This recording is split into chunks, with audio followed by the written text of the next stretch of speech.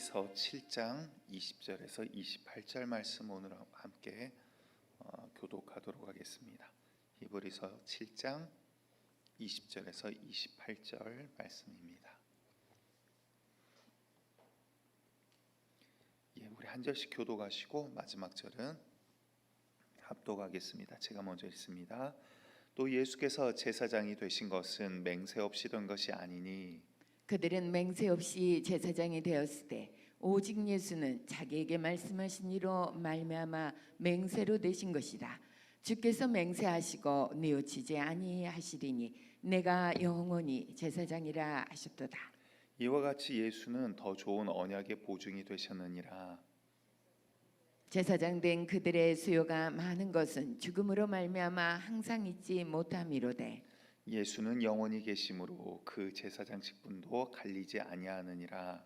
그러므로 자기를 힘입어 하나님께 나아가는 자들을 온전히 구원하실 수 있으니 이는 그가 항상 살아계셔서 그들을 위하여 간구하심이라. 이러한 대제사장은 우리에게 합당하니 거룩하고 악이 없고 더러움이 없고 죄인에게서 떠나 계시고 하늘보다 높이 되시니라. 그는 저 대제사장들이 먼저 자기 죄를 위하고 다음에 백성의 죄를 위하여 날마다 제사 드리는 것과 같이 할 필요가 없으니 이는 그가 단번에 자기를 드려 이루셨음이라. 함께 합독합니다. 율법은 약점을 가진 사람들을 제사장으로 세웠거니와 율법 후에 하신 맹세의 말씀은 영원히 온전하게 되신 아들을 세우셨느니라. 아멘. 계속해서 지금 히브리서 기자는 누구에 대해서만 이야기하고 있죠? 예수 한 명에 대해서 이야기하고 있어요. 편안하게 쉽게, 편안하게는 아니죠. 쉽게 생각하면 여러분들 이 모든 성경은 구약도 마찬가지고요. 구약은 오실 예수님, 오실 메시아에 대해서 지금 화살표가 가리키고 있고요. 그리고 신약에 와서는 예수님과 예수님의 행적들, 그리고 예수님이 왜 오셨나, 예수님이 어떤 분이신가에 대해서 말씀하고 있고, 이제 그 이후에는 다시 오실 예수님, 지금 우리가 살아가고 있는 이 시대이죠. 그리고 말씀 가운데 이제 이루어져 나가고 있고, 말씀 가운데 이제 우리 가운데 오실 그 예수님을 예표하고 있는 것입니다. 그런데 사람들 가운데 이제 그 시대에 이제 논란이 많습니다. 특히 또 이제 히브리서가 적혀졌던 그 시대에 천사를 숭배하기도 하고, 또 예수가 사람이지 않냐, 본질이 아니지 않냐, 그는 구원의 대상이 아니다, 메시아가 아니다 하는 비방들도 있기도 하고, 또한 어떤 자들은 율법을 가리켜 이야기하기도 하고, 어떤 자들은 전통성, 그러니까 혈통을 가지고 이야기한 자들이 생겨나게 됩니다. 그래서 이제 히브리 기자가 계속해서 설교하듯 이 말씀이 이어지고 있습니다. 천사들보다도 더 높으신 분이다, 그는 뛰어나신 분이다, 이런 이야기로 히브리서가 시작이 되었죠. 그리고 여러 가지 이야기들이 쭉 진행이 되다가 이제 최근에 들어서 멜기세덱이라는 사람의 이름이 계속해서 등장을 하고 있습니다. 어제와 그제 말씀 가운데 이 멜기세덱에 대해서 또 좀 나왔는데요. 멜기세덱은 아브라함 시대, 그러니까 율법이 생기기 전이죠. 모세가 나기 전 시대예요. 이스라엘이란 백성이 이루어지기 전 그 위의 조상입니다. 아브라함 시대에 있었던 예루살렘의 왕이고, 멜기세덱이라는 이름 자체가 의의 왕이라는 뜻입니다. 그런데 지금 그 이야기를 이야기하면서, 그러니까 멜기세덱의 의미는 뭐냐면 제사장 직분의 초기 제사장을 감당했던 사람이에요. 아브라함이 전쟁 가운데 크게 승리를 하고 기쁨 가운데 전리품을 가지고 돌아오는데 멜기세덱을 맞이합니다. 멜기세덱이 그 앞에 나가서 환영을 하고 하나님 앞에 영광을 올리자 아브라함이 멜기세덱에게 10분의 1, 그 당시엔 11조라는 개념이 없었습니다. 그런데 그가 스스로 10분의 1을 쪼개요. 이거는 하나님께서 하신 일입니다 하고 주님 앞에 바치고, 멜기세덱이 제사장의 직분을 감당해서 그것을 주님 앞에 올려드리는 제사를 감당하게 됩니다. 그래서 모든 제사장들보다 높은 이가 이제 멜기세덱의 반차라는 말은 순이라는 뜻으로 받아들이시면 됩니다.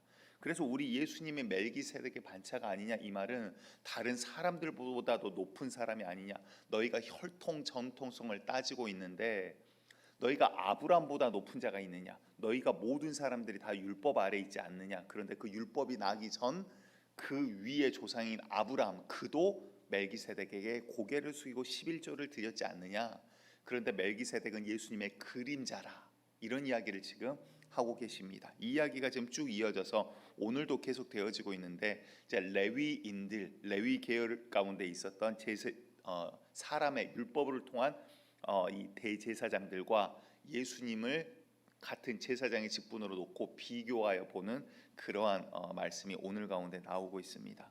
오늘 말씀 20절에서 22절을 제가 좀 빠르게 읽고 또 말씀 보도록 하겠습니다. 또 예수께서 제사장이 되신 것은 맹세 없이 된 것이 아니니, 이제 맹세라는 단어를 가지고 옵니다. 21절을 보았더니 그들은, 여기서 그들은 누굴까요? 제가 앞에 설명드린 이유는 이 그들이 앞에 나오는 사람들이기 때문이에요. 레위인의 계열, 레위인들 가운데서 대제사장이 된 자들을 지금 뜻하고 있는 거예요. 그들은 맹세 없이 제사장이 되었을 때, 그러니까 그들은 무엇으로 제사장이 된 거예요? 맹세하고, 이 맹세는 사람의 맹세가 아니라 하나님께서 하신 맹세를 지금 뜻하는 거예요.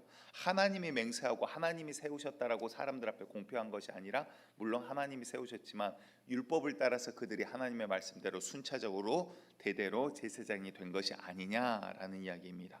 오직 예수는, 그리고 나서 이제 예수님에 대해서 말씀하십니다. 자기에게 말씀하신 이로 말미암아, 누구죠? 하나님으로 말미암아 하나님께서 그를 세우시고 맹세로 되신 것이라라고 말씀을 하고 있습니다. 주께서 맹세하고 뉘우치지 아니하시리니 네가 영원히 제사장이라 하셨도다. 다시 말해서 하나님께서 맹세를 하시고 내가 다시는 번복하지 않을 거야, 이 예수가 너희에게 영원한 제사장이 될 거야라고 하나님께서 말씀하시지 아니하였느냐라고 이야기를 하고 계십니다. 그러기에 사람의 제사장보다 우리 예수님이 더 좋은 제사장이 되시지 아니하겠느냐라고 이야기를 하고 있습니다. 이게 대단히 감사하고 감격적인 이야기인데, 뻐끔뻐끔 새벽에 힘드신 것 같기도 하고, 그렇습니다. 날씨가 추워져서 더 힘드실 것 같아요. 다시 말해서 우리 이제 사실은 제사장으로서 비교할 수 없는 분이세요, 우리 예수님은. 그런데 사람들이 자꾸 사람의 혈통이다, 율법으로 이게 전통성이 어떠냐, 사도로서도 사도 바울은 어떠냐 저러냐 이것저것 자꾸 따지기 시작하니까 지금 이런 이야기를 하고 있다라는 거예요. 그래, 전통성. 그런데 이 예수님도 유다의 피를 잇지 않았냐? 그런데 유다의 피, 그래, 너희가 말하는 레위인을 가지고 이야기를 해보자. 제사장들도 레위의 혈통이고 그 가운데 난 자들인데, 그들보다 오히려 전통성으로 따지자면 더 그 위에 된 멜기세덱의 반차를 따른 더 전통성 있는 자가 아니냐라는 이야기를 하고 계시다는 거예요. 그 다음 23절에서 25절 말씀은 우리 함께 읽어보도록 할까요? 시작. 제사장 된 그들의 수요가 많은 것은 죽음으로 말미암아 항상 있지 못함이로되 예수는 영원히 계심으로 그 제사장 직분도 갈리지 아니하느니라. 그러므로 자기를 힘입어 하나님께 나아가는 자들을 온전히 구원하실 수 있으니 이는 그가 항상 살아계셔서 그들을 위하여 간구하심이라. 아멘. 방금 우리가 읽은 앞에 제가 설명드렸던 부분은 이제 포인트를 좀 구체적으로 가자면, 그 레위인들의 제사장들조차도 그냥 율법을 따라 된 거지만 하나님께서 그들을 향해서 맹세하신 것이 있더냐, 그들은 계속 변해가지 않더냐. 그런데 하나님께서는 예수님에 대해서는 우리의 영원한 제사장이 될 거라고 맹세를 하시고 뉘우치지 아니하실 것이라고 하셨다라는 이야기였고요. 오늘 방금 읽었던 이 23절에서부터는 여기가 어찌 보면 이제 우리에게 좀 중요한 말씀이고, 이제 그 다음 또 26절부터 또 숨겨져 있는 이런 부분들이 있습니다. 오늘 방금 읽었던 부분을 보면 또 계속해서 이제 레위인에 대해서 이야기를 하는데, 학자들이 이제 그런 이야기를 합니다. 레위인들 가운데 이제 이 대제사장 직분을, 대제사장은 시대적으로 한 명밖에 없습니다. 그러니까 그 전때 대제사장이 물러나고 죽음을 맞이하기 전까지는 대제사장은 바뀌지 않아요. 근데 죽기 때문에 그 다음 때 대제사장이 이제 서게 되는 겁니다. 그러니까 한 시대의 대제사장은 한 명밖에 없어요. 그런데 그 시대적으로 쭉 이렇게 수를 세어봤더니 AD 70년까지 해서 이제 어느 학자분이 이렇게 했는지 모르겠습니다. 주석에 이렇게 나와 있더라고요. 대제사장 수가 83명이라고 이렇게 어느 분이 이렇게 카운트를 해보았습니다. 83명이라는 말은 무슨 말이죠? 시대적으로 대제사장들을 쭉 합해 놓으면 83명의 대제사장이 있었다라는 거예요. 그 말은 왜 대제사장이 여러 명이 필요했을까요? 그 앞에 대제사장이 죽기 때문에. 죽는다란 말은 무슨 말이죠? 그 사람도 죄가 있다라는 뜻이에요. 다시 말해서 대제사장도 백성들의 죄를 위해서 기도하고 번제하고 예배를 드려주시고 하나님 앞에 가는데 중보자의 역할을 감당하지만 그 자신을 위해서도 속죄제를 드리고 회개를 한다라는 거예요. 왜? 나아가는 대제사장도 사람이고 죄가 있는 자이기 때문에 하나님 앞에 나아갈 때는 자기의 죄를 뉘우치고 회개하고 나아갈 수밖에 없는 자요. 또한 죄인의 굴레 가운데 있기 때문에 죽음을 맞이할 수밖에 없는 자라고 지금 이야기를 하고 계시는 것입니다. 그런데 이 말은 무슨 말이냐면 이 대제사장도 온전함이 아니라 불완전함이 있다라는 거예요. 목사라고 거룩합니까? 아니요. 우리 성도들은 다 똑같은 거예요. 저도 성도고요. 성도의 삶은 하나님 앞에 말씀대로 살아가기 위해서 부단히 싸우고 부딪혀 나가고 하나님의 그 보내신 영을 따라서 악한 영들과 싸워 나가는 과정이 우리의 신앙생활이자 인생이에요. 다시 말해서 우리 모두 다 완전한 사람은 단 한 명도 없습니다. 어떠한 목사님, 어떠한 성자라 불리는 사람도 완전한 사람은 단 한 명도 없어요. 다 자기에게 죄가 있고 그 죄 때문에 예수님이 필요한 자들이에요. 하지만 우리 예수님은 영원하신 분이래요. 그분은 죽음을 맞이하지 아니하는 분이에요. 육신의 죽음을 우리의 죄악을 짊어지고 잠시 죽음을 맛보셨지만 죽음 가운데서 다시 불러 일으킴을 받은 자가 우리 예수님이십니다. 아멘. 그래서 오늘 방금 읽었던 말씀 25절을 보았더니 그러므로 자기를 힘입어 하나님께 나아간 자들을 우리를 이야기하는 거죠. 믿음의 사람들을 온전히 구원하실 수 있으니 누가? 우리 예수님이. 이는 그가 항상 살아계셔서 그들을 위하여 간구하심이라. 인간의 대제사장은 죽음을 맞이하고 불완전함이 있지만 우리 예수님은 어떤 분이라? 영원히 살아계셔서 우리를 충분히 구원하실 수 있는 분이다 라고 이야기를 하고 계십니다. 그 예수님이 우리가 믿는 예수님인 것을 여러분들 우리가 믿는 예수님이 또 어떠한 분인지 명확하게 오늘 또 한 걸음 더 알아가기를 간절히 축복드립니다. 계속해서 보도록 하겠습니다. 26절 한 절만 우리 함께 읽어볼까요? 시작. 이러한 대제사장은 우리에게 합당하니 거룩하고 악이 없고 더러움이 없고 죄인에게서 떠나 계시고 하늘보다 높이 되시니라. 아멘.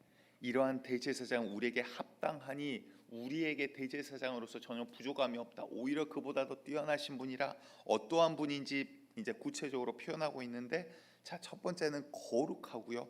여기에서 거룩은 예수님의 충실됨과 순종을 뜻하고 있습니다. 죽기까지 순종하신 그분의 이 거룩함을 뜻하고 있습니다.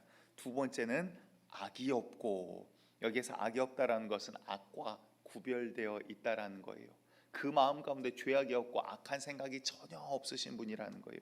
세 번째, 더러움이 없고, 더러움이 없다라는 건 순결함. 다시 말해서 지금 앞에 계속 이야기하고 있는 것은 레위인의 계열의 이 대제사장들도 온전하지 못하였지만 이분에게는 전혀 더러움이 없다라는 이야기를 지금 하고 있다라는 것입니다. 그리고 네 번째로 죄인에게서 떠나 계시고, 죄인에게서 떠나 있다란 말이 죄인들과 상종을 하지 않는다 이런 이야기가 아니죠. 우리 예수님께서 오셔서는 오히려 내가 죄인을 위해서 오셨다라고 이야기를 하시죠. 근본적으로 우리 사람과 완전히 다른 분이시다라는 뜻을 이야기하고 있어요. 우리의 기준의 잣대를 가지고 그분을 바라볼 수 없는 분이다. 그분은 온전하고 순결하고 완전한 거룩하신 분이다라는 이야기를 하고 있습니다. 마지막 다섯 번째로 하늘보다 높이 되시니라.